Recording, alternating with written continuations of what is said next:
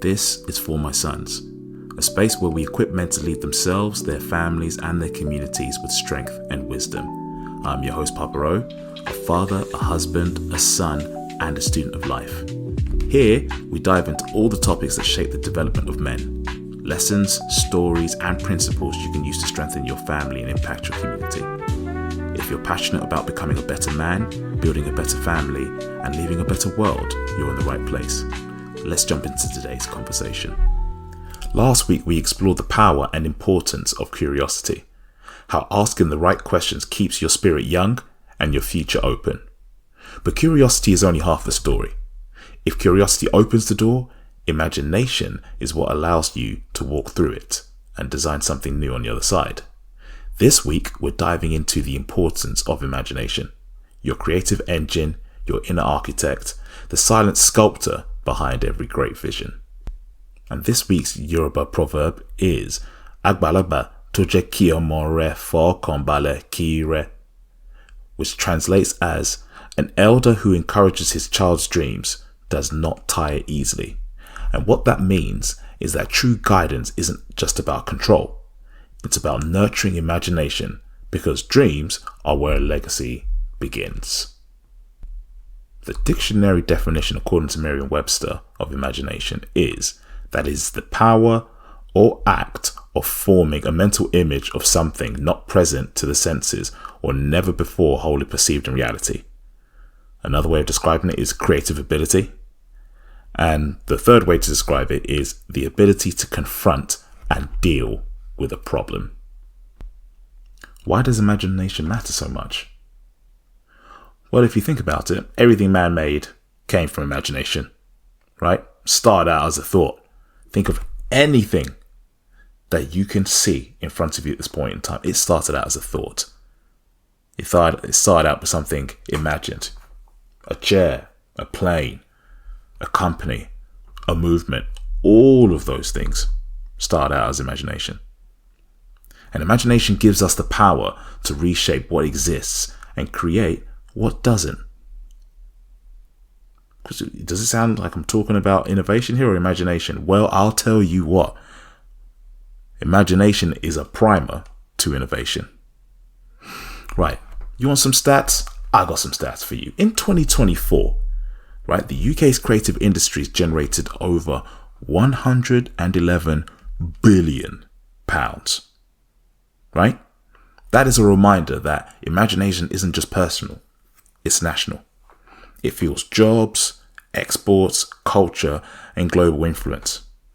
Now, I mentioned the UK's creative industries, and you might be asking yourself, well, Papa, what makes the creative industries? And again, I'm glad you asked. So I'm going to go through the industries that, according to the Department of Culture, Media and Sport, the sectors make up the creative industries.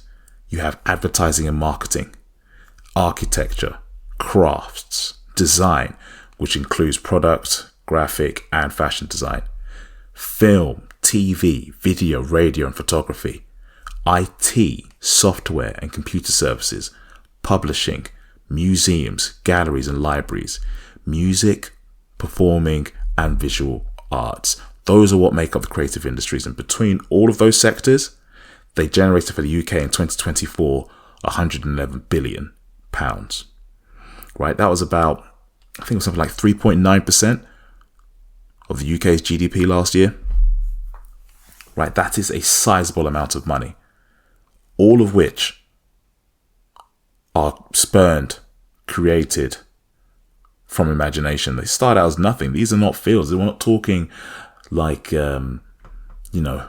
health and public sector and stuff like that. These are things that quite literally came out from nowhere, didn't exist beforehand. And now all of these industries are generating that amount of money for the United Kingdom. And I'm sure that if I bring up the stats of other countries, it'd be something similar, if not more, depending on where the country is. Yeah? And when you're talking about imagination as well, you've got to think about your inventors, because they created something from nothing. So we're talking the likes of Alexander Graham Bell, who created the telephone, Tim Berners-Lee. Sir Tim Berners-Lee. Why is he so important? Because he's the one that created the World Wide Web. Imagine not having the internet. I can't. In the 21st century, I can't imagine what the world would be like without the internet. Yeah, Alexander Fleming, creator of penicillin, right? The first true antibiotic. Yeah, and George Stephenson, who's also known as the father of railways, simply because of his influence over the railway system, the global railway system. All of these inventors would have had the imagination of, imagine if I did this, or I wonder what if. And they followed through with their what if, with their actions, and the world is a better place because of all of these people. Right? These guys weren't just thinkers. They were dreamers who made the abstract real. Imagination leads to innovation, and innovation changes everything. I have 5 ways, just 5, 5 ways to how you could expand your imagination. Number 1, seek beauty in nature, art, or in silence.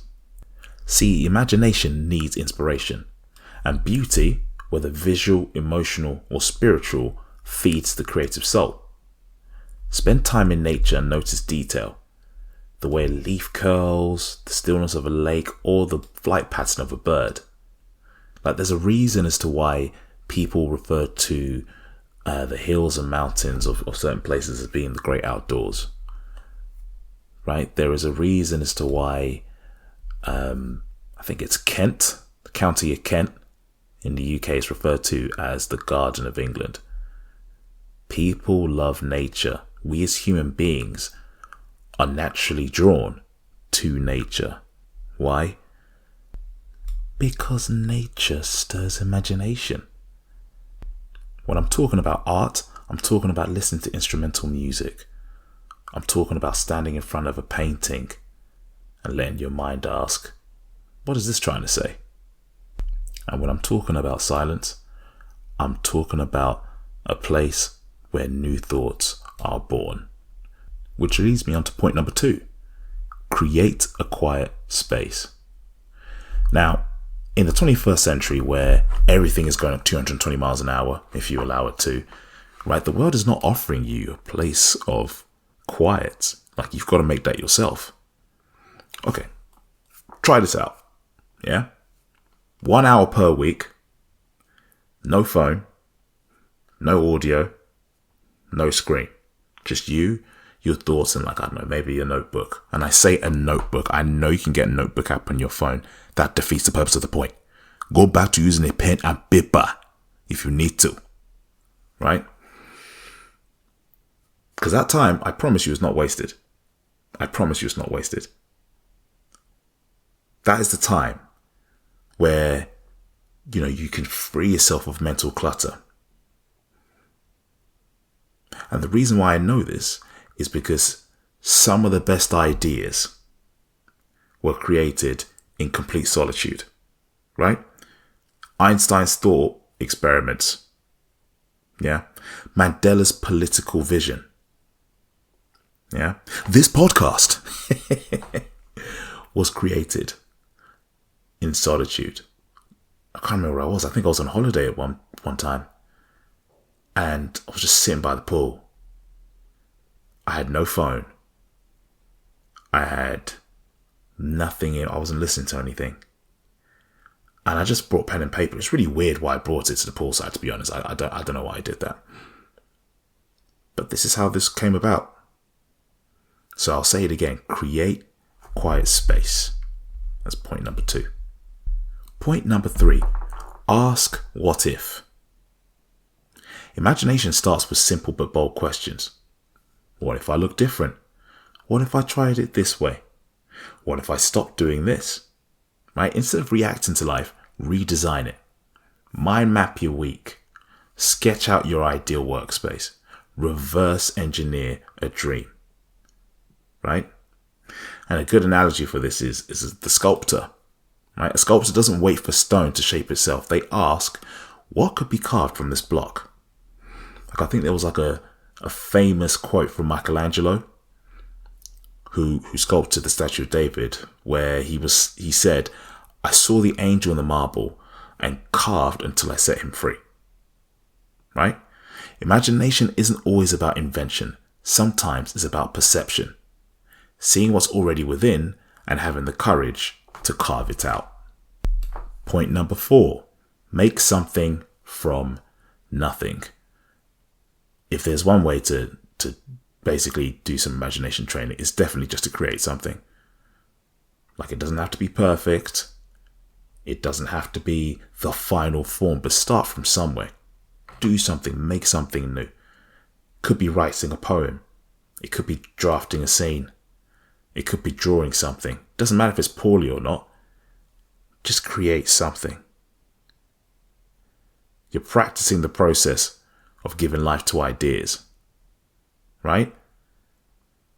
I'll tell you an interesting story. And even I didn't know this until I researched it. I didn't know that the Wright brothers were bicycle mechanics. The Wright brothers, right? The guys that gave us the first flightless vehicle, right, were bicycle mechanics.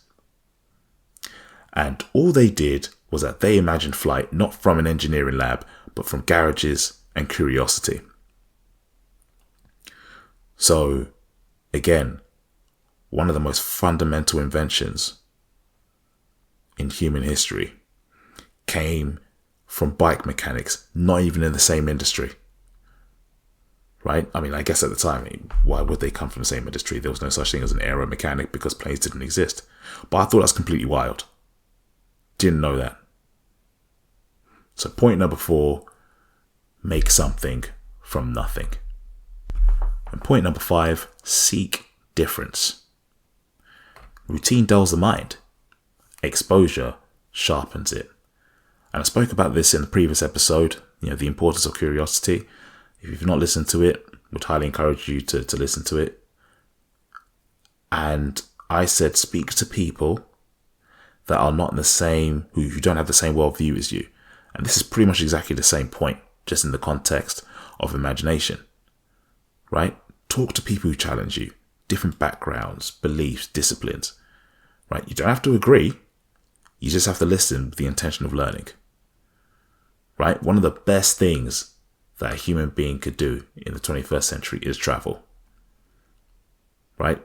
And by travel, yes, yes, you could travel from one city to another. If you're in the same country, yes, that will definitely lead to some exposure. But traveling to places, because thankfully we have the plane, thanks Wright brothers. Traveling to places where the culture is completely different from what you're used to, right?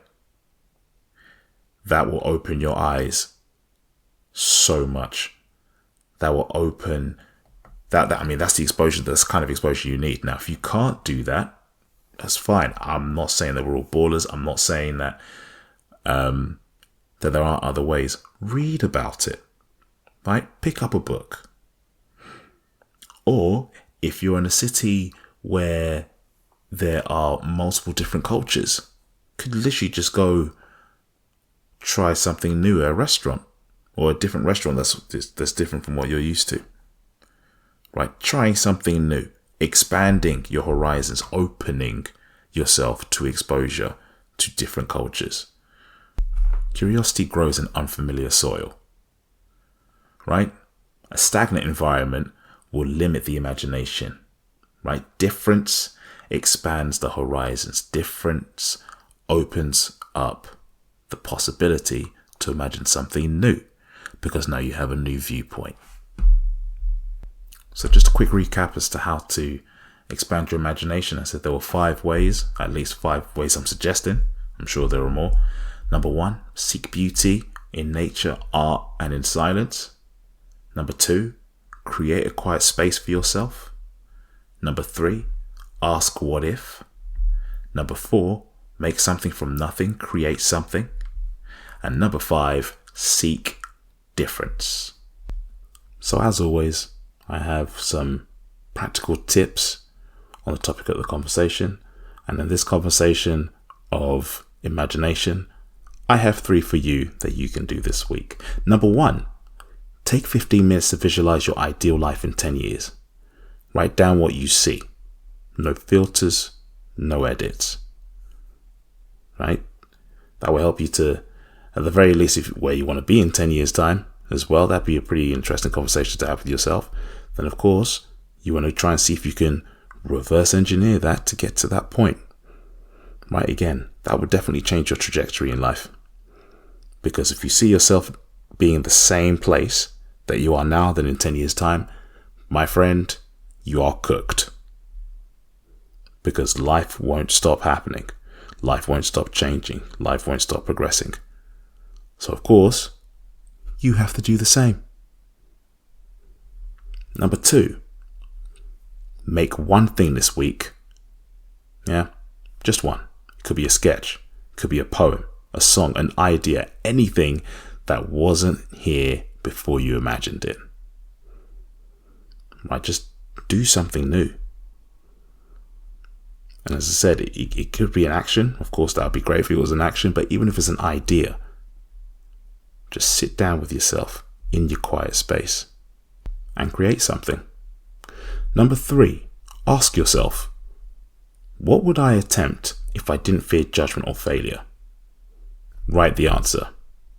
That 3rd point is meant to make you stretch yourself. Right? A lot of the time, yes, we should be rooted in reality. I absolutely agree. However, nobody knows what the future holds. And really, the future is just pure imagination. In as much we can guess as to what's going to happen tomorrow, that does not mean that we know what's going to happen tomorrow. So we might as well be able to use our power of imagination in order to create the tomorrow that we want to see and experience. So just to go over those 3 calls to action again. Number 1, take 15 minutes to visualize your ideal life in 10 years. Number 2, make one thing this week. And number 3, ask yourself, what would I attempt if I didn't fear judgment or failure? So in closing, I believe that imagination isn't optional, it's essential. It's not just for artists, it's for leaders, parents, builders, and visionaries. In a world that tries to define you before you even know yourself, your imagination is how you fight back. It's how you build what doesn't exist yet in your life, your home, your future. Your imagination is your inheritance. Protect it, feed it, use it. Because the world needs your ideas, and they're waiting for you to imagine them first. Thank you for joining me today on For My Sons. I hope today's message challenged you, encouraged you, or gave you something worth passing down. If you found value in this episode, don't forget to subscribe to the podcast so you never miss a new letter, a new lesson, or a new legacy moment. Until next time, be a communication CEO. Communicate clearly, communicate early, and communicate often. This is Papa Ro, and I am